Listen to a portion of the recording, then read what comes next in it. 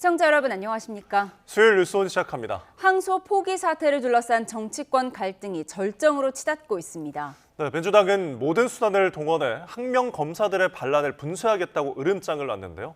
국민의힘은 대규모 규탄 대회를 통해 이재명 대통령을 독재자로 규정했습니다. 또 정성호 법무부 장관은 직접 국회에 출석해 항소를 반대한 적이 없다고 강조했는데요.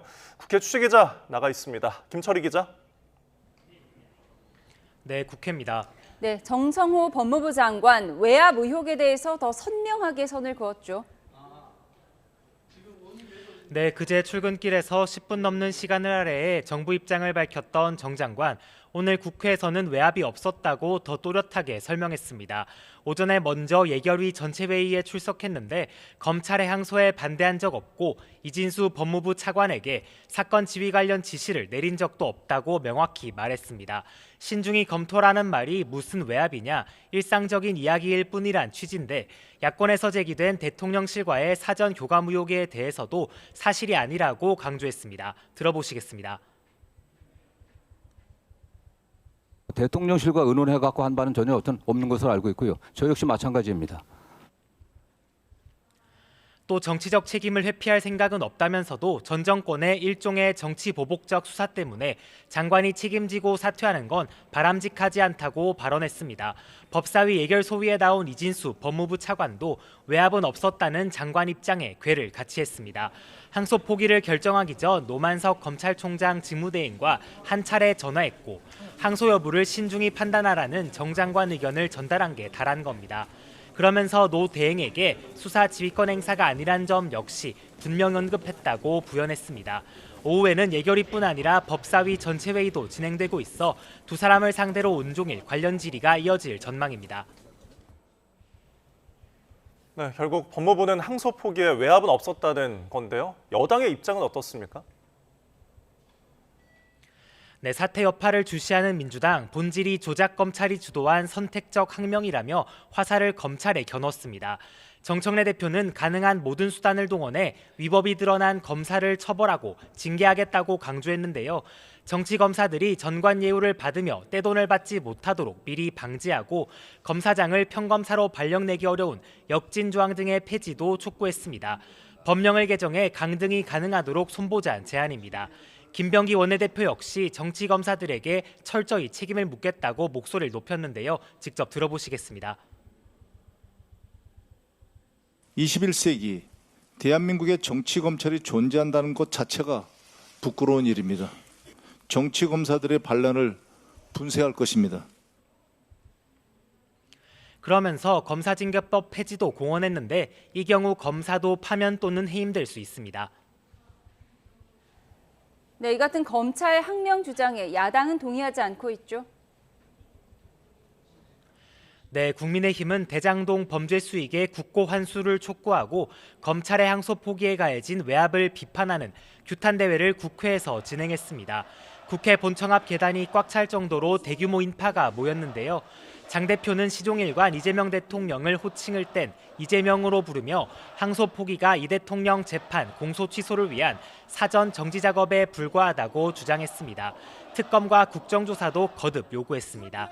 장 대표는 정성호 장관의 항소를 신중히 검토란 말을 겨냥해선 어떻게 외압이 아닐 수 있겠느냐고 반문했는데요. 관련 발언도 직접 들어보시겠습니다. 항소를 고민할 때 이재명 주변에서 일어났던 그 수많은 의문의 죽음들이 생각났을 것입니다, 여러분. 이 밖에도 법 앞에 예외가 있다면 그 사람은 독재자일 것이라며 이재명 대통령을 독재자라고 호칭했고 황교안 전 국무총리에 대한 내란 특검에 체포영장 집행을 겨냥해선 항소 포기를 덮으려는 거라며 우리가 황교안이라고 외쳤습니다. 이후에도 야당은 항소 포기 이슈에 더해 부동산 등 정부 여당 실정을 최대한 부각하는 데 집중한다는 구상입니다. 지금까지 국회에서 전해드렸습니다. 대장동 개발 비리 사건 항소 포기를 두고 검찰 안에서 반발이 이어지는 가운데 노만석 검찰총장 권한대행이 사실상 사퇴하지 않겠다는 뜻을 내비쳤습니다. 네, 부속실의 외부 일정을 그대로 소화하라는 취지의 지시를 내린 것으로 파악됐는데요. 현장에 취재기자 나가 있습니다. 신규혜 기자. 네, 검찰에 나와 있습니다. 네, 노만석 대행 일단은 사퇴를 안 할 것 같다고요? 네, 노 대행은 오늘 출근한 뒤 부속실에 모레 예정된 외부 일정을 그대로 진행하라는 취지의 지시를 내린 거로 전해졌습니다. 사퇴할 뜻이 없는 거로 읽히는 대목입니다. 노 대행은 오늘 출근길에서도 사퇴 요구에 대한 입장 등을 묻는 취재진 질문에 모두 답을 하지 않았습니다. 노 대행은 어제 하루 연가를 쓰고 자택에 머물렀습니다. 지난 10일 대검 과장들을 만난 자리에서 하루 이틀 시간을 달라고 말했던 만큼 상황 정리를 위해 고민을 이어갔을 거로 보이는데요. 반발도 컸지만 법무부 장관 정책보좌관 등 노 대행이 사퇴하면 안 된다는 목소리를 공개적으로 내는 이들도 있어서 사퇴하지 않는 쪽으로 가닥을 잡은 거로 보입니다. 네, 검찰에서도 노 대행의 사퇴에 반대한다는 의견이 나왔죠. 네, 앞서 대검 참모들과 일선 지검장, 지청장들은 물론 초임 검사들까지 항의가 빗발쳤는데요. 검찰 내부망에 노 대행의 사퇴를 반대한다는 현직 부장검사의 글도 올라왔습니다. 장진영 서울 북부지검 형사 3부장은 검찰개혁의 주도권을 가진 정부와 여당의 입장을 고려하지 않을 수 없었다는 노 대행의 설명이 전혀 무가치한 설득으로 보이진 않았다고 적었습니다. 이전 정부에서 검찰이 김건희 씨의 주가 조작 의혹을 불기소 처분했던 것과 비슷해 보인다는 겁니다. 그러면서 만약 항소했다면 형사 고발까지 이어졌을 법한 현재의 상황에서 이성과 논리로 검찰개혁이 진행될 거라고 기대하긴 힘들다며 누가 검찰개혁에 대응할 건지 명확한 대안을 마련하지 못하는 한 노 대행 사퇴에 반대한다고 강조했습니다. 지금까지 검찰에서 YTN 신기입니다. 김건희 씨가 통일교 측으로부터 받은 샤넬 가방과 그라프 목걸이가 법정에서 공개됐습니다. 김건희 특검은 오는 26일 윤석열 전 대통령에게도 소환을 통보했습니다. 취재기자 연결합니다. 안동준 기자. 네, 김건희 특검 사무실입니다. 네, 이른바 통일교 금품이 법정에서 공개됐다고요? 네, 그렇습니다. 특검은 오늘 김건희 씨 오후 재판에서 건진법사 전성배 씨를 통해 압수했던 통일교 금품을 공개했습니다. 이 특검은 흰 종이 쇼핑백 안에서 이 목걸이 케이스와 샤넬 가방, 구두를 꺼내 재판부에 제시했습니다. 이 재판부도 현출된 증거들에 대한 검증에 나섰는데 특히 우인성 부장판사는 이 그라프 목걸이 케이스를 직접 꺼내 열어보기도 했습니다. 이 특검은 물건들을 직접 보여주면서 이 가방에 긁힌 부분이 있다는 등 사용감이 있다고 주장했습니다. 이 김건희 씨 역시 피고인석에 앉아 이 모습을 지켜봤습니다. 오늘 법정에서 통일교 금품의 실물이 공개된 건 건진법사 전성배 씨의 증인신문에서 재판부에 요청이 있었기 때문인데요. 전 씨는 김 씨 측이 수수 사실을 부인하는 그라프 목걸이에 대해 이를 전달했고 김 씨에게 직접 확인했다고 진술하기도 했습니다. 오늘 재판에서는 김건희 씨의 보석신문도 함께 진행됐는데 김 씨 측은 건강 상태가 매우 좋지 않다면서 자택과 병원으로 장소를 한정하고 전자장치 부착도 감수할 수 있다고 밝혔습니다. 네, 그런가 하면 김건희 특검이 윤석열 전 대통령에게도 소환을 통보했죠? 네, 김건희 특검은 오늘 브리핑을 통해 오는 26일 윤석열 전 대통령에게 소환을 통보했다고 밝혔습니다. 윤 전 대통령 소환 통지서에는 공직선거법 위반 혐의가 적시된 걸로 파악됐는데요. 이 특검은 지난번 소환을 통보했을 때 조사하려 했던 내용과 그 외 확인된 내용까지 모두 조사할 예정이라고 밝혔습니다. 앞서 김건희 특검은 윤석열 전 대통령이 소환에 불응하자 강제 구인을 시도했고 물리력 행사를 두고 진실 공방이 벌어지기도 했는데요. 특검 측은 윤 전 대통령이 내란 특검과 최상병 특검에서도 모두 출석해 조사를 받았다면서 김건희 특검에도 출석해 조사받을 걸로 생각한다고 밝혔습니다. 네, 그런가 하면 오늘 오전에 내란 특검이 황교안 전 총리를 체포했죠. 네, 그렇습니다. 특검은 오늘 오전 내란 선전 선동 혐의를 받는 황교안 전 국무총리를 체포하면서 자택에 대한 압수수색을 집행했습니다. 세 차례 출석을 요구했지만 황 전 총리가 이에 불응해 체포영장을 발부받았다는 게 특검팀의 설명인데요.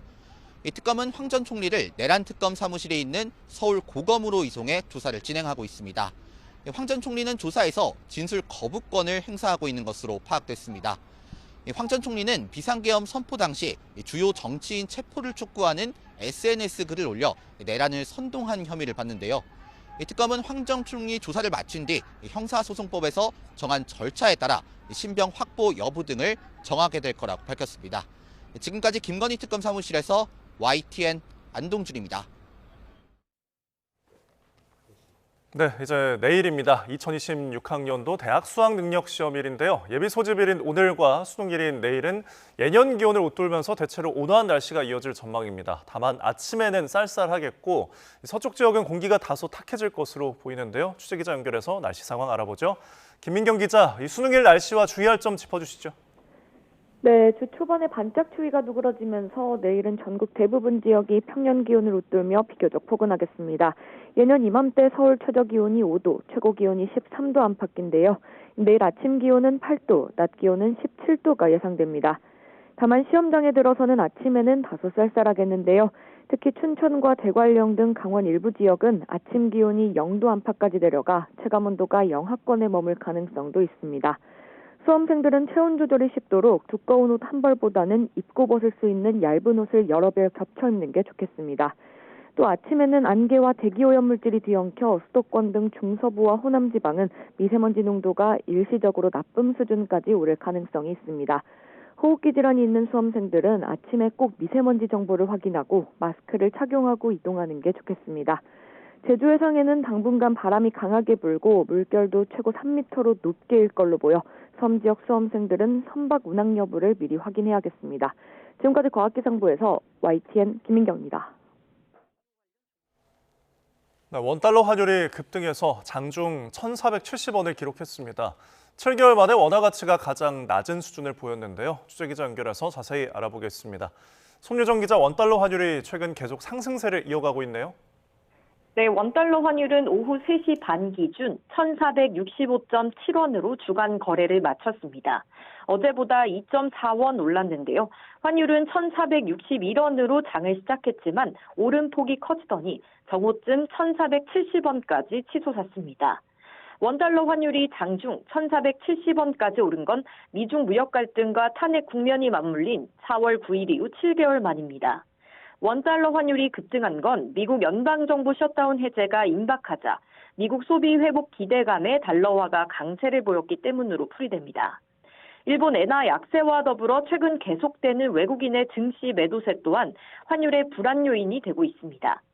코스피는 1%대 상승률을 보이며 4,150선에서 거래를 마쳤습니다. 미국 증시 혼조세의 영향으로 지수는 어제보다 소폭 내린 4,097로 출발했지만 장중 오름세로 돌아섰습니다. 개인과 외국인이 각각 4천억 원 넘게 순매도하는 사이 기관이 9천억 원어치 주식을 홀로 사들이며 지수를 끌어올렸습니다. 그동안 증시 상승세를 이끌었던 반도체 대형주는 숨을 골랐습니다. 삼성전자와 SK하이닉스는 동반 하락해 각각 10만 3,100원과 61만 7천원으로 마감했습니다. 대신 배당소득 분리과세 완화 방침에 증권, 금융과 같은 고배당 주식들의 선전이 이어졌고 제약, 바이오 관련 종목도 강세를 보였습니다. 코스닥 지수는 890으로 출발해 장중 상승폭을 점차 키웠습니다. 어제보다 2.5% 상승한 906.51로 거래를 마쳤습니다. 지금까지 경제부에서 전해드렸습니다.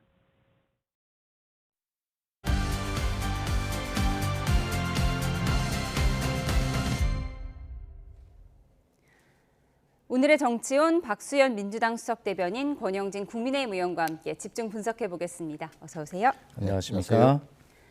대장동 재판 항소 포기 후폭풍 속에 사퇴 요구가 잇따르고 있는 노만석 검찰총장 직무대행. 어제 하루 연가를 낸 뒤에 오늘은 정상 출근했습니다. 그 모습부터 보고 오시죠.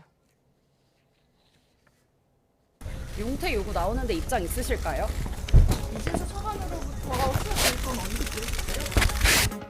네, 노만석 대행이 대검 과장들을 만난 자리에서 한 발언이 여러 보도를 통해 전해지고 있는데요. 이진수 법무부 차관이 3가지 선택지를 제시했는데 사실상 항소 포기를 요구하는 것이었다. 만약 항소 의지를 굽히지 않으면 수사 지휘권을 발동하도록 장관에게 요청할 뜻도 내비쳤다는 내용 등인데요. 그러면서 노만석 대행은 항소 포기의 파장이 이렇게 클 줄 몰랐다. 나라고 용쓰는 재주가 있겠냐고 토로했다는데요. 법무부 측이 책임 소재를 명확히 하기 위해 장관의 의견일 뿐 지휘는 아니라는 점을 전달했는데 노 대행이 반대 의사를 강하게 주장하지 않고 항소를 포기한다고 해서 놀랐다는 내용도 전해집니다. 하루 연차를 쓰고 돌아온 노만석 대행, 어떤 선택을 하게 될까요? 사퇴는 너무나 당연하고요. 이거는 수사로 이어질 수밖에 없는 사안이라고 저는 생각을 하고 본인이 그런 얘기도 했어요. 나라고 용 빼는 재주 있냐. 검찰총장은 용 빼는 재주 있는 사람이 하는 자리입니다. 이럴 때 딱 어떤 강압이 있거나 어떤 지시가 있고 외압이 있다 싶으면 자기 직을 걸고 하라고 검찰총장 직위를 만들어 놓은 거거든요. 제가 보기에는 어떤 본인이 뭐 심적 동기가 뭐였든 간에 결론적으로 옳은 결정을 했습니다. 그럼에도 불구하고 후배들이 반발하니까 사표를 내겠다. 이것은 올바른 공직자의 태도는 아닌 것 같습니다. 그래서 저는 노만석 대검 차장이 아마 그런 무책임한 결정은 하지는 않을 것 같다라고 기대합니다. 네, 노만석 검찰총장 대행이 연차 후에 오늘 아침에 출근했는데 기자들의 질문에는 묵묵부답이었습니다. 사실 휴가 내는 건 자유지만 이 시기에 연차를 낸 것을 두고 주진우 의원은 꽁무니 뺀 거다 이런 얘기를 했는데 만약에 노만석 대행이 사퇴한다면 초유의 검찰총장 대행의 대행 체제가 되는 거잖아요. 지금 오늘 전해지는 내용으로는 사퇴를 안 할 것 같다 또 이런 얘기가 들리더라고요. 그래서 잠시 전 우리 YTN의 뉴스를 통해서 보니까 내일 일정을 그대로 진행하라라고 그렇게 지시한 것으로 알려졌기 때문에 사퇴를 안 하는 것으로 예상하는 그런 기사가 나오고 있죠. 하여튼 노만석 대행이 이런 어떤 항소, 저희는 자제라고 하지 않습니까? 항소 자제를 한 것에 대해서는 책임 있는 행동이었다라고 그렇게 평가를 합니다. 사실 그동안에 우리나라는 경제적 선진국이 되었으면서도 이런 어떤 국민의 인권이나 이 사법행정에 대해서 아직도 후진국적인 모습을 많이 보이고 있습니다. 특히 이런 검찰은 정말로 수사기관이기 이전에 보면 국민의 인권보호기관으로서 역할을 다했는가 봐야 되거든요. 그러면 국가가 검찰이 1심에서 만약에 패소를 했다면 그것을 항소를 자제하는 것, 이것이 선진국다운 그런 모습인데 아직도 그런 사법개혁을 우리가 하지 못하고 있어요. 그런 측면에서 국민의힘은 이것이 이재명 대통령에 대한 방탄 이렇게 몰고 가고 싶고 심지어는 이 항소 자제가 대통령실의 지시에 의한 이런 것이라고 몰고 가고 싶겠으나 그러나 이것은 다시 말씀드리지만 엄밀히 이재명 대통령 개인이 피의자가 아닙니다. 무슨 실익이 있다고 이걸 그렇게 지시를 하겠습니까? 그리고 대통령실도 이미 그렇게 이야기를 했어요. 그리고 서로 지금 국정조사를 하자고 주고받는데 포인트가 다르지만 민주당은 이런 어떤 외압 의혹 이것까지도 포함한 국정조사를 하자고 응할 용의가 있다라고 하는 입장입니다. 해보면 얼마든지 해보자 이런 입장인데 그러므로 현재 이 모습은 검찰이 당연히 해야 할 국가가 패소한 이런 사건에 대해서 항소를 자제하는 이런 어떤 연장선상에 있는 것이고요. 이것을 야당은 정치 이슈로 공세를 한번 키우고 싶겠으나 본질은 검찰 개혁이 지금 진행 중인 그런 측면에 맞춰져 있다라고 생각하고 여당은 여기서 정신 똑바로 차리고 검찰 개혁의 흐름을 놓치지 않기 위해서 노력하겠다는 말씀을 드립니다. 네, 정신을 똑바로 차리겠다 이런 말씀 주셨는데 지금 법무부 차관이 검찰총장 대행에게 선택지를 몇 가지 줬는데 사실상 항소를 포기하라는 내용이었다. 근데 이 모든 것이 지금 전원의 전원으로 전해지고 있거든요. 그렇다면 이쯤에서 노만석 대행이 좀 정확하게 내가 누구에게 어떤 얘기를 들었다. 본인이 공개적으로 밝히는 게 낫지 않겠습니까? 밝혀야죠. 사실 이미 민주당에서는 대행의 대행까지도 용인할 것처럼 하는데 대행의 대행 민주당이 그걸 만든 게 한두 번입니까? 대통령도 대행의 대행까지 만들었는데 검찰총장 지금 사실은 식물총장이에요. 아무리 권력의 비호를 받더라도 구성원들의 신임을 잃으면은 그 검찰총장으로 역할을 못하는 거죠. 그러면은 지금 상황에서는 정말 자기도 이제 전원에 의하면은 자기도 그때 이걸 그냥 항소를 강행할 걸 파장이 이렇게 클 줄 몰랐다라는 거 아니에요. 그 파장이 야당의 문제제기만이 아니에요. 우리 국민들이 지금 분노하고 있습니다. 어떻게 대장동 일당에게 저렇게 그 성남도시개발공사와 국고로 들어가야 될 7,400억 원의 저 추징금을 그냥 김반배 일당에 그냥 고스란히 갖다 바친 거 아닙니까? 그러면은 적어도 나는 민주당을 이해가 안 가요.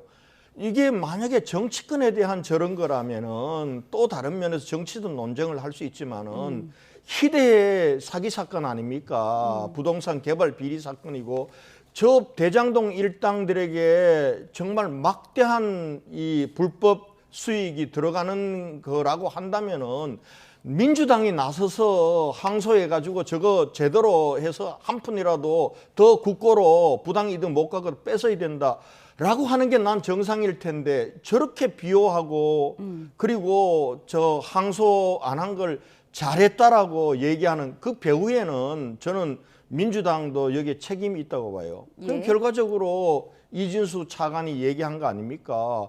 아니 법무부 장관 정성호 법무부 장관이 신중하라는 판단한 걸 장관은 직접 전화를 안 했지만은 노만석 권한대행에게 전화해서 야 그거 계속 항소하겠다 그러면은 수사지휘권 발동할 수밖에 없다. 이렇게 하니까 마지막에 그냥 꼬리 내린 거 아닙니까? 그러면서 정말 이 검찰 수사검사 그리고 공판검사 전국의 검사장까지 정말 이거 잘못됐다라고 이렇게 떠들고 있는 이런 상황을 만들어 놓았는데 그 상황에서 지금 저 검찰총장 계속할 게 있겠습니까? 그만둬야죠. 그만두되 이런 좀 초유의 이 검난에 가까운 이런 사태를 일으킨 이 부분 국민의 분노에 대해서 정확한 진실은 밝히고 저는 그만둬야 된다. 예, 희대의 비리 사건을 비호하는 것처럼 보여서 민주당이 도저히 이해가 안 간다라고 말씀해 주셨는데요. 준비된 녹취 듣고 반론을 듣도록 하겠습니다. 이런 분위기 속에 정성호 법무부 장관이 직접 국회에 출석해서 관심을 한몸에 받았는데요.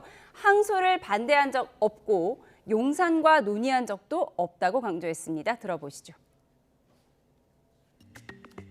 만약에 장관님이 대통령한테 특정 사안에 대해서 이렇게 합시다라고 3번 보고했는데 대통령이 모두 신중하게 결정하라고 하면은 보고한 대로 집행하시겠습니까? 신중한 결정이라는 게 국회에서는 어떻게 쓰이는지 잘 아시죠? 아니라는 얘기입니다. 대통령실 민정수석실 비서관 4명 중에 3명이 이재명 대통령 변호하시던 분입니다. 그중에 1명은 대장동 사건을 담당하는 변호사였어요. 민정수석실까지 보고됐다는데 대통령께 보고가 안 됐다고 생각하십니까? 그거와 관련해 갖고 대통령실과 의논해 갖고 한 바는 전혀 없는 것으로 알고 있고요. 이 남욱이라는 사람, 김만배, 유동규라는 사람은 이재명 대통령이 지난번 22년도에 대통령에 낙선되도록 기여한 사람들이에요. 우리가 그 사람들에게 도움이 될 만한 정치 기획을 왜 합니까? 이 재판에 왜 개입을 해요? 우리는 그 사람들이 아주 패가 망신하기를 바라는 사람이에요. 아니 우리가 남욱, 김만배, 유동규의 재산을 보존해 주려고 했겠냐고. 네, 법무부는 대검찰청에 지시한 적이 없고 의견만 전달했을 뿐이라는 입장인데 국민의힘 배준영 의원은 상급자가 하급자에게 신중히 하라는 의견을 전달하면 결국 하급자 의견에 반대한다 이런 의미다 이렇게 맞받았습니다. 지금 서로 책임 떠넘기기 같이 보이긴 하는데 앞서 박수현 의원님께서 항소 포기는 옳았다, 항소 자제는 옳았다라고 의견을 주셨습니다. 그러면서 바보가 아니다, 대통령실이 여기 왜 개입하냐 이런 의견도 앞서 주셨는데요. 그렇습니다. 지금 만약에 대통령실이 여기에 개입을 해서 지시를 하고 법무부 장관이 그걸 또 이행을 하고 했다면 아니 세상에 안 들킬 일이 어디 있습니까? 그런 바보 같은 짓을 왜 합니까? 그러니까 아까 제가 말씀드렸지만 좋다, 그런 거 포함해 국정조사 해보자라고 민주당 입장이 당당한 것입니다. 자, 그러면서 지금 이제 아까 우리 존경하는 권영진 의원님께서 이제 7,889억 말씀을 하셨잖아요. 국고 환수를 못하게 됐다. 그런데 이것에 대해서 국민들께서는 진짜 그런가? 라고 받아들이실 수 있어요. 이게 쉽게 얘기해서 국민께 아주 잘 먹히는 프레임입니다. 자, 그러면 한번 보십시다. 이 대장동 변경에서 이 배임 액수와 관련해서요. 검찰이 윤석열 정권 이전에 그 1차 수사 때 이 배임 액수를 651억 원 및 액수 불상의 이익 이렇게 적었어요. 그리고 다시 윤석열 정권이 출범한 이후에 2차 그때 이 2차가 아니라 그 윤석열 정권 출범 이후에 이 651억 원이라고 적었던 이 배임 액수를 4,895억 원으로 공소장을 변경을 해요. 거의 뭐 10배 가까운 거죠. 이것은 뭐냐면 스스로 검찰도 배임 액수를 특정하지 못하고 있는 거예요. 그렇지 않습니까?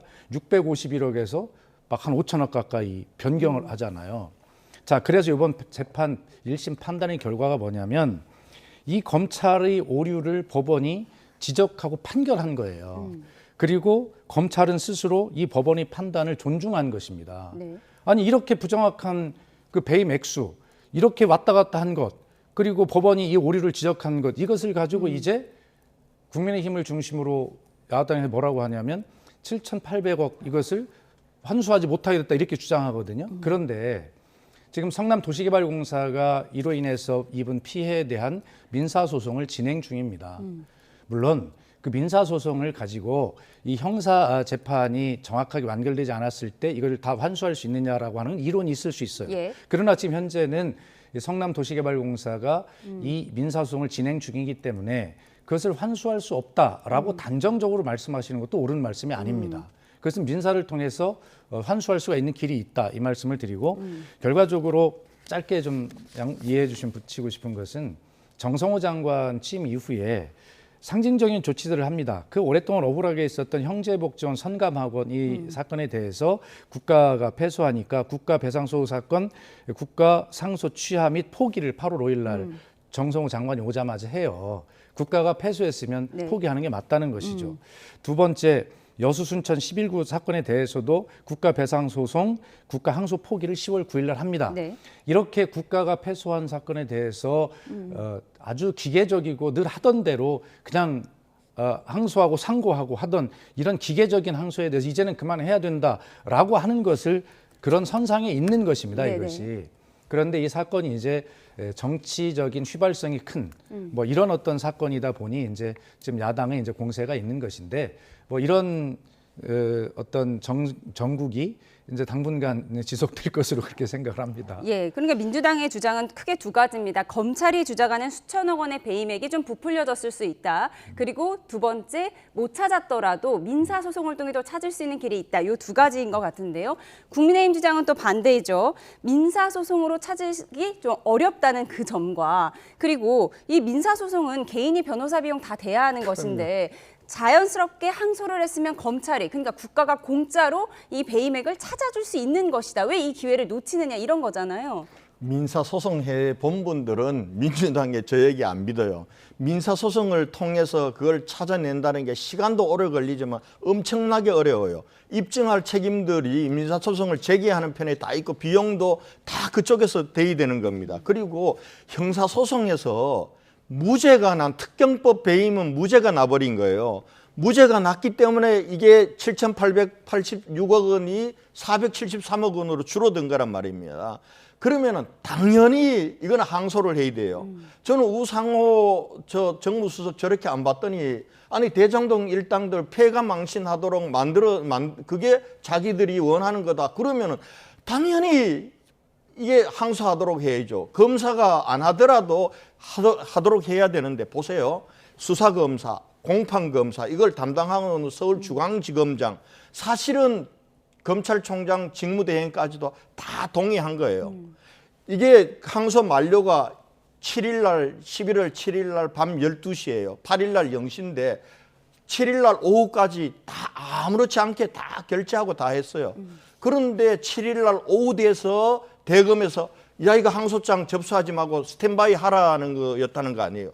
그리고 알려진 사실로는 법무부 장관이 야 이거 신중하게 판단해라 얘기했고 그걸 법무차관이 대검 총장 직무대행에게 전화해서 야 장관이 신중하게 판단해야 된다. 너들이 만약에 항소하면은 장관이 수사지휘권 발동한다로 그런다. 이렇게 해서 막은 거 아니에요. 이 막은 것도 외압이에요. 수사지휘권을 발동을 하려면 법적으로 그 개별 사건에 대해서 서면으로 지휘권을 발동을 하면 돼요.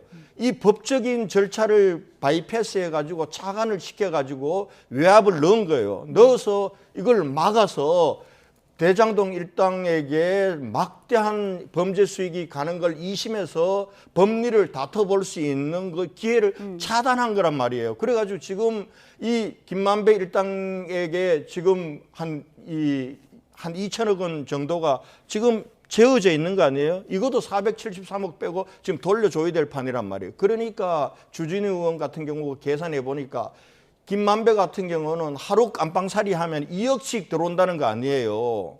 이거 국민들이 보면 말이 안 되는 거예요. 이걸 갖다 놓고 잘된 재판이었다. 그리고 항소 자제가 맞았다. 이게 국민들이 납득이 갈 얘기입니까, 이게? 예, 이 무리한 항소 포기의 배경에 외압이 있었다고 볼 수밖에 없다는 국민의힘 의견 주셨습니다. 이렇게 항소 포기를 두고 정치권에서도 후폭풍이 점차 거세지고 있는데요. 겁먹은 개, 대선 불복병이라며 여당은 야당과 검찰을 동시에 공격하고 있습니다. 대통령을 비판하며 대규모 집회를 이어가는 야당은 노래까지 만들기도 했는데요. 먼저 정청래 대표의 목소리 들어보시죠. 겁먹은 개가 요란하게 짖는 법입니다. 조작 기소된 사건은 공소 취소해야 하고 그 조작에 대해 엄중히 수사하고 엄벌에 처해야 합니다. 국민의힘은 얼핏하면 대선 불복성 정치 선동으로 나라를 뒤흔들고 있습니다. 반민주적 반헌법적 대선 불복병입니다. 이쯤 되면 국민의힘 존재 자체가 위헌 위법 정당 아닙니까? 장외 집회를 이어가고 있는 국민의힘 대통령에 대한 공세를 이어갔습니다. 이재명은 그 존재 자체로 대한민국의 재앙입니다. 제명이 아니라 재앙입니다.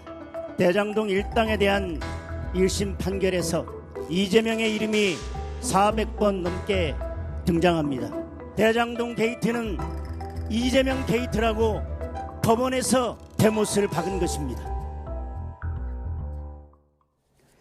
네, 항소 포기 그리고 그로 인한 검찰 내부와 야당의 반발. 지금 민주당 이 뒷부분에 더 치중하고 있는 것 같습니다. 검찰을 향해서 이제 겁먹은 개라는 표현도 썼는데요. 항명으로 규정을 했어요? 그렇습니다. 이게 지금 검찰의 저 항명, 내부 반발 뭐 이런 문제가요. 그동안에 검찰이 얼마나 특권 의식에 젖어 있었는지를 알 수 있습니다. 우리나라 검찰은 특별한 집단이 아닙니다. 검찰도 공무원입니다. 그런데 어느 부처 공무원이 예를 들어서 저렇게 반발을 하고 아니 검찰 공무원은 저렇게 해도 된다고 누가 인정했습니까? 스스로 만든 특권의식에 빠져 있는 것입니다. 제가 늘 말씀드립니다만 정말 국민의 삶을 보살피는 보건복지부 같은 데에 복수차관제, 차관 하나를 늘리기 위해서 얼마나 오랜 시간이 걸린 줄 아십니까? 그런데 왜 검찰청에는 차관급이 그렇게 수십 명이 있어야 됩니까? 그런 특권의식이 이제 버려야 되지 않습니까? 이번에 그 내부망에 글을 올린 사람들 보면 김영석 검사, 실명 공개합니다. 홍상철 이미 공개된 거니까 검사. 이런 분들이 누구냐면 김영석 검사는 유동규 진술을 회유했다는 의혹을 받고 있는 당사자예요. 그리고 홍상철 검사는 정영학 엑셀 파일 증거 조작 의혹을 받고 있는 검사입니다. 다 수사 대상이 돼야 될 사람들이에요. 그런데 이 사람들이 내부망에 글을 올려서 이것을 비판하고 있어요. 다시 말해서 민주당 입장에서는 자기 자신들이 한 일이 밝혀지고 수사 대상이 될까 봐 그래서 저렇게 내부망에 반발하는 글을 올리고 그렇게 항명을 하고 있는 것이에요. 이걸 누가 이해하겠습니까?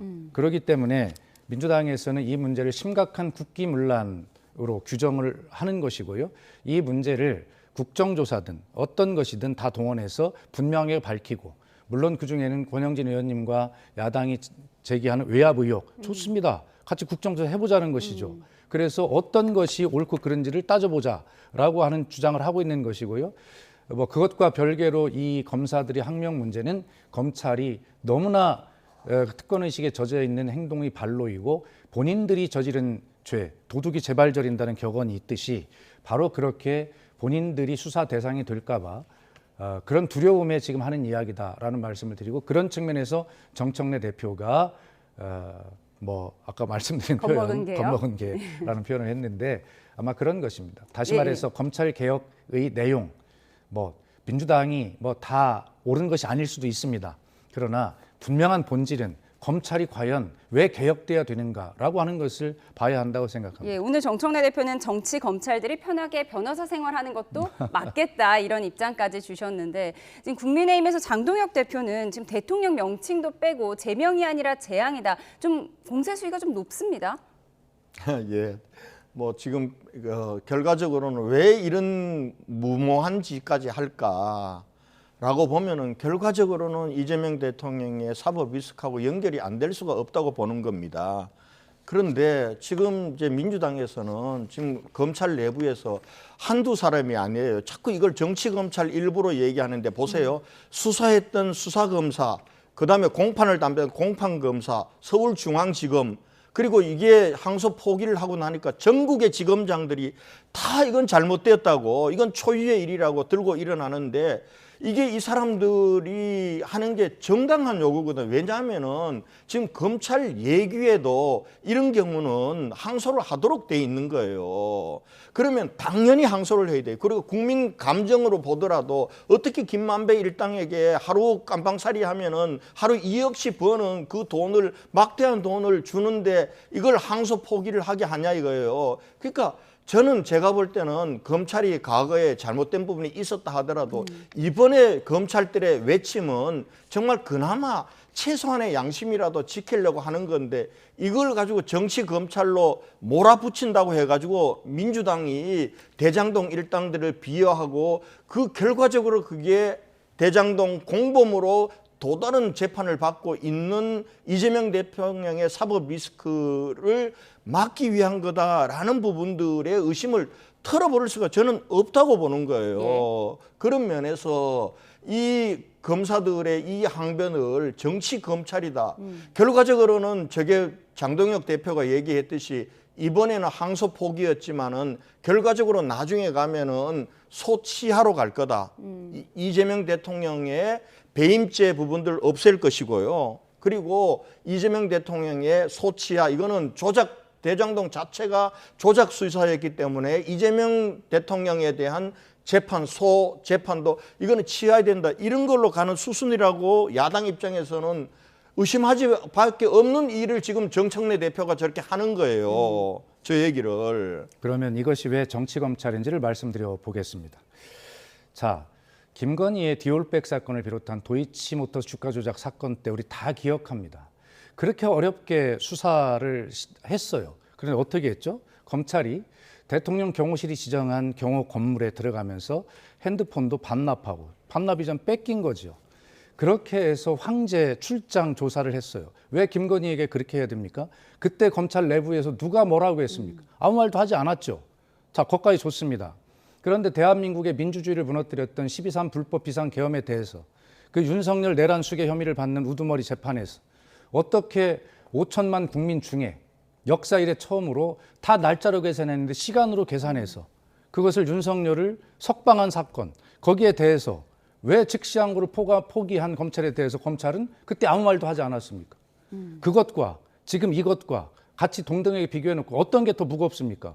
그런 때 한마디도 하지 않았던 검찰이 왜 이런 때 나서서 이렇게 아우성입니까? 예, 박수현 의원님께서는 그렇기 때문에 이런 것을 선택적 항명 또 정치 검찰이라고 하는 그 오명을 아직도 검찰이 스스로 자초하고 있는 것입니다. 왜 검찰들이 선택적으로 분노하느냐 이 부분을 지적하셨고 권영진 의원님께서는 이 부분은 정말로 분노해야 할 지점이다라고 말씀을 해주셨습니다. 그 김건희 수사 제때 살아있는 권력일 때 안 한 거 정치 검찰 잘못한 거 맞아요.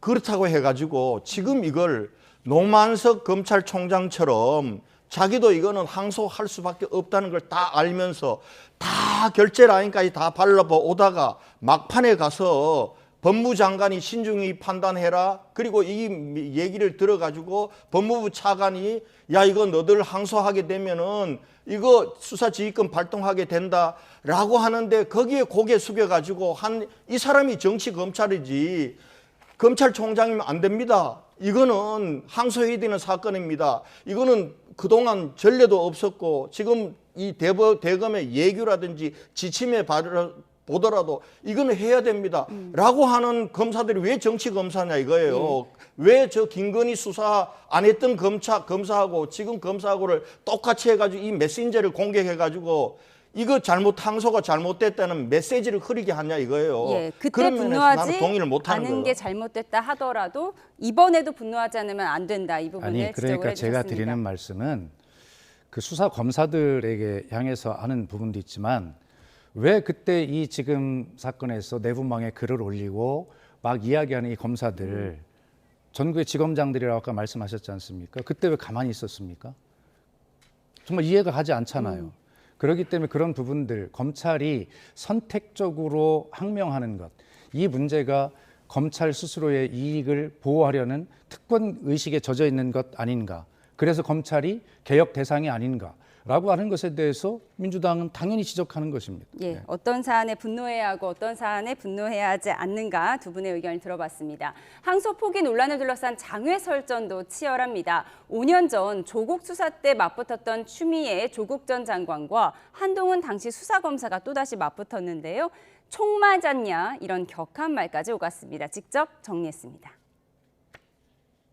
네, 지난 10일이죠. 추미애 민주당 의원, 항소를 포기한 검찰의 연일 비판하는 한동훈 전 대표를 향해서 총 맞은 것처럼 정신이 너무 없어 보인다며 저격했습니다. 이에 한동훈 전 대표, 5년 전 조국 사태 때보다 상태가 더 나빠진 것 같다고 맞받았습니다. 조국 전 조국혁신당 대표는 성남도시개발공사가 민사소송을 제기해 국가가 범죄 수익을 몰수, 추징할 수 없다는 주장으로 가세를 했는데요.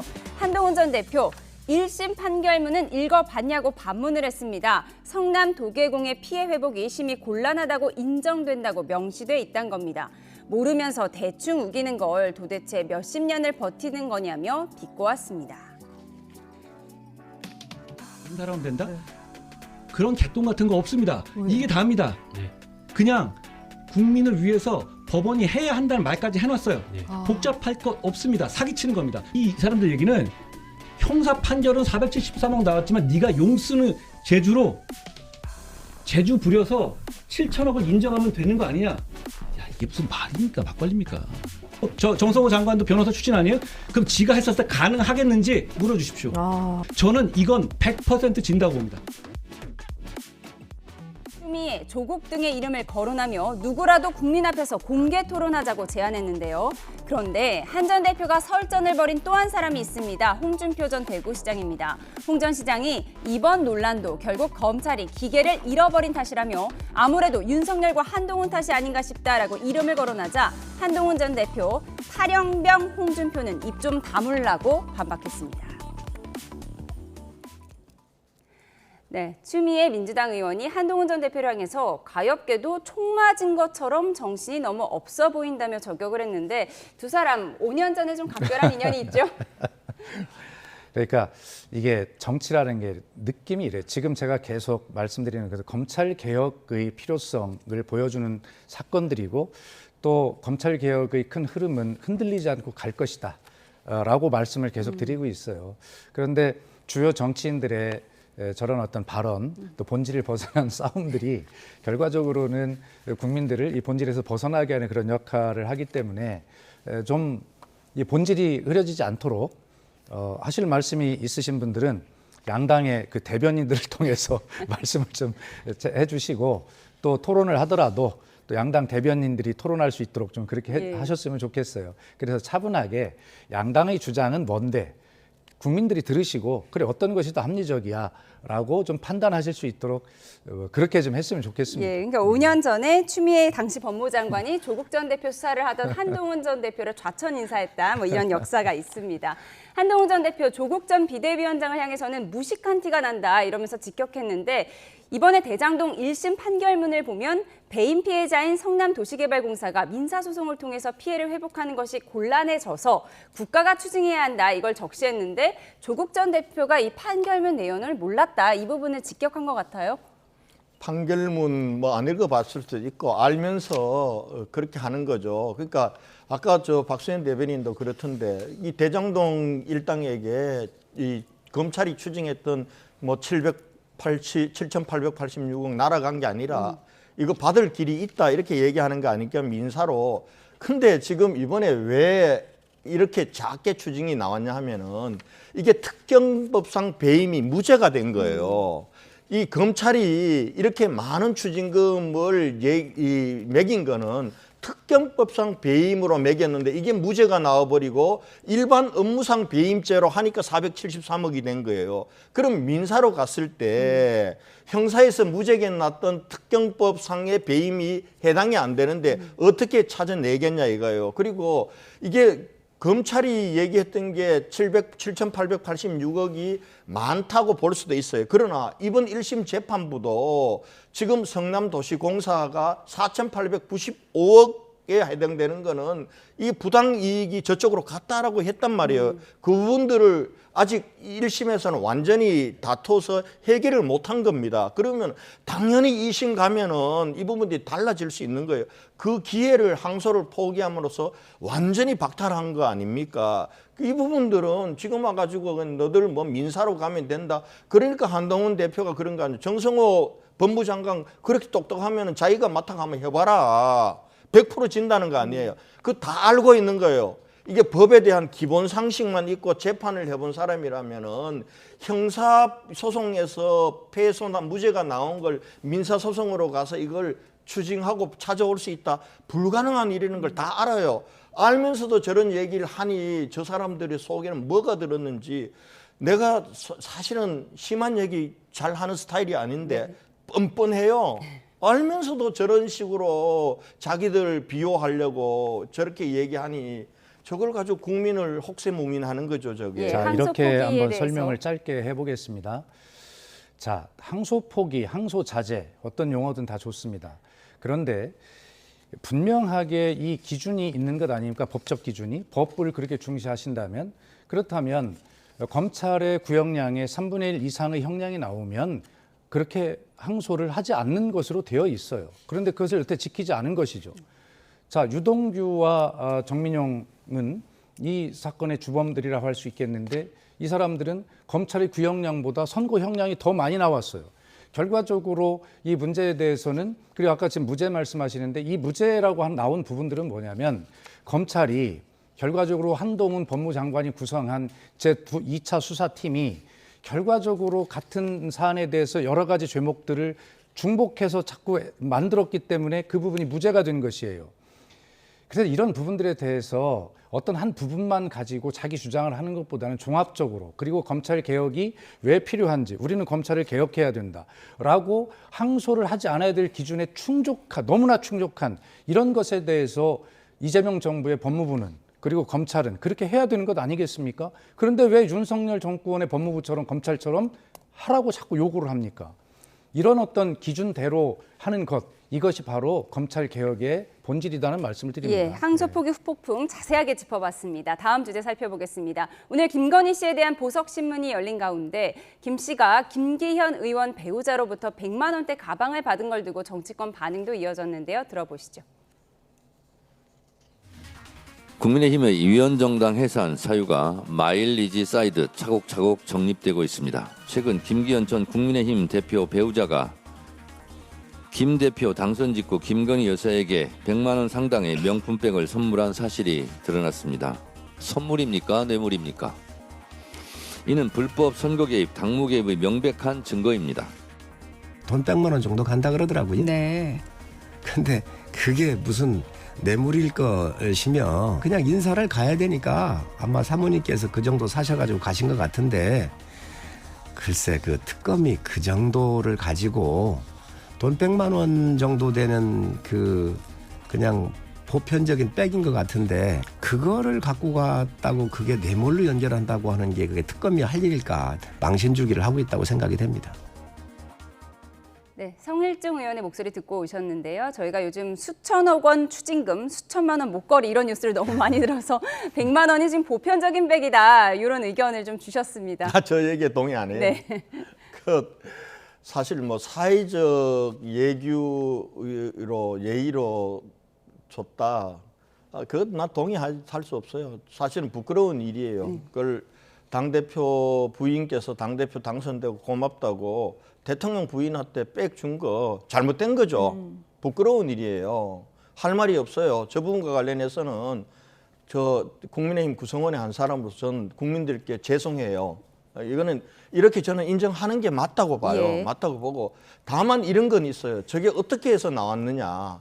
이 특검이 정말 그 특검이 해야 될 수사의 원줄기가 아닌 별건 수사를 한 거예요. 별건 수사에 별건 수사를 하고 거기서 나온 그걸 가지고 언론 브리핑해서 야당 망신주기 하는 건 맞는 거예요. 저게 조잡한 치졸한 짓이에요. 특검은 치졸한 짓을 하고 있고 그리고 김기현 대표와 우리 당은 부끄러운 일을 한 거 맞는 거예요. 저는 그렇게 평가해 줘야지. 저걸 뭐 사회상규상 100만 원 정도 빼액은 줄 수 있다? 아니 그게 100만 원 선물할 수 있는 국민들이 몇 명이 됩니까? 그리고 당대표로 당선됐으면 당원들한테 고맙다 해야지 왜 김건희한테 고맙다 해. 나는 이거 잘못됐다고 봐요. 근데 저걸 특검이 별건에 별건 수사를 해가지고 그걸 엄청난 것처럼 이렇게 언론에 브리핑을 하고 이걸 받아가지고 정청래 대표는 이제는 이 내란 공범이고 또 해체할 수 있는 국민의힘을 해체할 수 있는 그런 마일리지가 쌓여간다고 정치 공세하고 정말 지저분하고 치졸합니다. 예, 정말. 100만 원짜리 백 보편적일 수 있다. 이 의견에 대해서 스스로 부끄럽다고 하셨으니까 자당해서 이런 의견이 나와서요. 다음 주제로 넘어가도록 하겠습니다. 정부가 각 부처에 내란 가담자를 색출해 내년 설 연휴 전까지 인사 조치를 끝내겠다는 계획을 밝혔는데요. 야당에서는 전국이 불리해지자 다시 내란 프레임이냐며 비판의 목소리를 높였습니다. 어제 대통령 국무회의 발언부터 들어보시죠.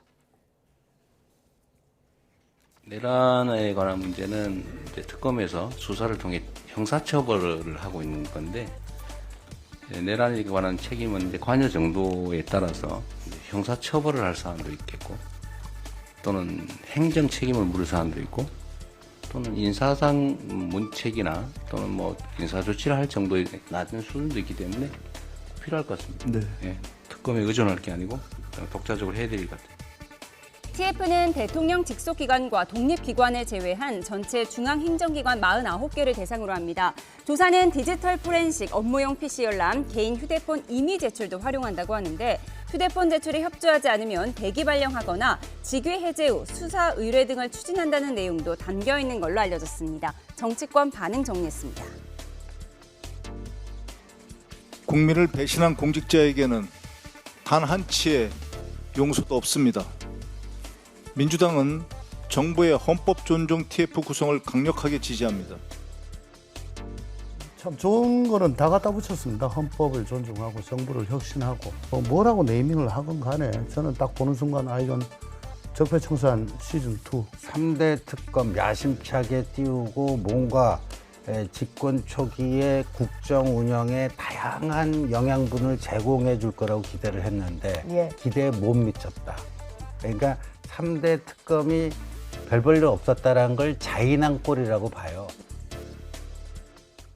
네, 특검 외에도 내란 가담자를 올해 안에 찾아내겠다는 게 이제 정부의 방침인 것 같습니다. 지금 야당에서는 3대 특검이 별 볼 일 없으니까 지금 이런 일 하는 거다. 특검이 제대로 못했다는 걸 자인하는 꼴이다. 이런 얘기가 나왔어요. 3대 특검이 별 볼 일 없으면 왜 이렇게 반발하십니까? 그냥 지켜보면 될 일이지. 이 개혁의 시기에 또 청산의 시기에 늘 보면 반개혁, 반청산, 저항이 따르게 돼 있습니다. 그 역사가 증명하지요. 그래서 제가 브리핑을 할 때 아마 정말 여러 차례 강조를 했습니다. 국민 여러분께. 이 개혁이라고 하는 거 올해 안에 끝냅니다. 자칫 피로감을 느끼실까 봐. 그러나 이 개혁과 청산을 안 하고 어떻게 앞으로 나아갈 수 있겠습니까? 그리고 이런 일이 흔한 일이 아니지 않습니까? 불법 비상계엄으로 인한 내란이 일어났습니다. 그런데 누가 어떻게 관련이 돼 있는지를 몰라요. 국민을 배신한 행위입니다.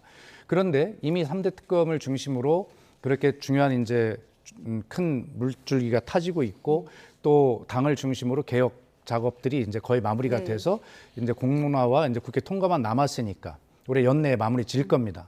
그래서 가장 전광석화처럼 신속하게 국민이 피로하시지 않도록 또 민생에 큰 영향을 미치지 않도록 저희는 역사적 과업을 다할 것입니다. 이제 마지막으로 이제 공직사회에 사실은 그 내란과 관련된 것이 있다면 그것도 조사를 진상을 밝히고 정리를 해야지 안 하고 그냥 덮고 넘어갈 수가 없는 노릇이에요. 약간 휴대폰 제출에 논란이 있는 것 같아요. 아니, 요즘 그러니까, 휴대전화에 모든 게 담겨 있으니까. 그러니까 어떤 것이든 이 문제는 정리하고 청산하지 못한 역사가 후대에 어떤 악영향을 미치는가를 우리가 친일 청산을 하지 못한 것이 지금도 친일 반일 싸움을 하고 있지 않습니까? 프랑스는 왜 그렇게 지금도 독일 나치에 부역했던 그 인사들을 지금도 끝까지 처벌합니까?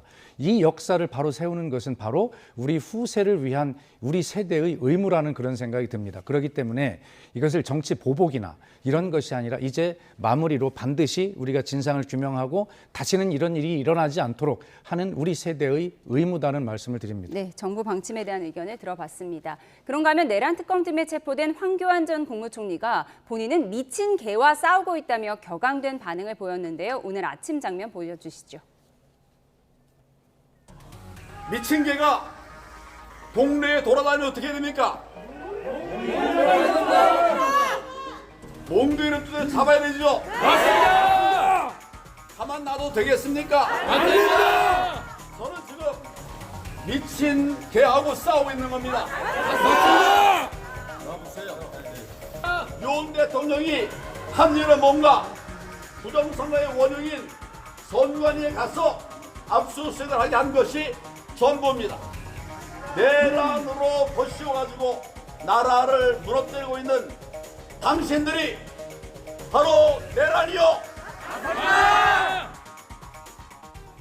네, 황교안 전 총리가 본인은 미친 개와 싸우고 있다면서 내란이 없었으니 내란죄도 없다 이런 주장을 했는데 자꾸 죄 없는 개들이 정치권에 소환되고 있습니다. 아니 지금 공직사회에 TF 만드는 거요. 박수현 의원 잘 아시겠지만은 제가 국토입니다. 국토부 공무원들이 내란에 가담하거나 헌법을 뭐 있어요, 솔직히. 지금 49개 전 부처에 저런 걸 하는 거예요. 저거는 진짜 공직사회에 줄 세우고 편가르고 그 결국은 공직사회를 죽이는 게 될 거예요. 돌이켜보세요. 문재인 정권 때도 그랬고 인사가 안 된다고 그랬어요. 적폐청산한다고.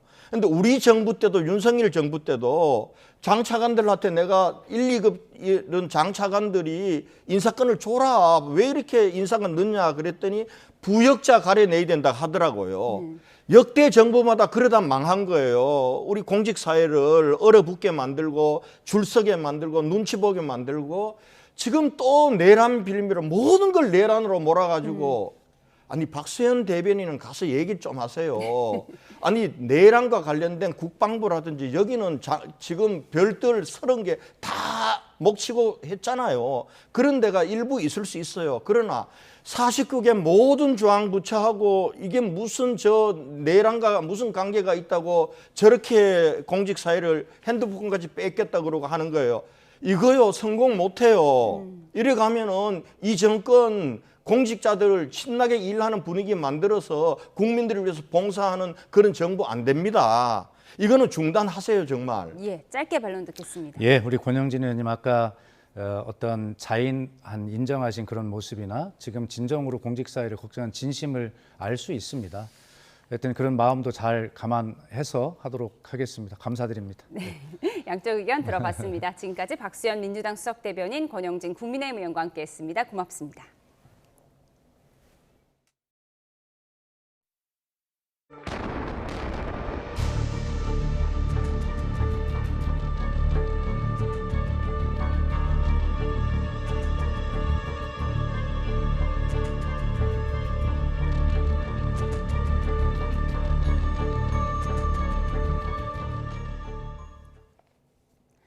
울산 화력발전소 붕괴 사고로 파묻힌 매몰자 7명 가운데 5명의 시신이 수습됐습니다.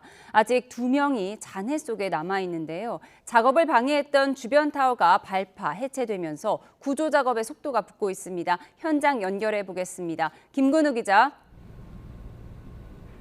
네, 울산 화력발전소 붕괴 사고 현장입니다. 예, 지금 수색 구조 작업 어떻게 진행되고 있습니까?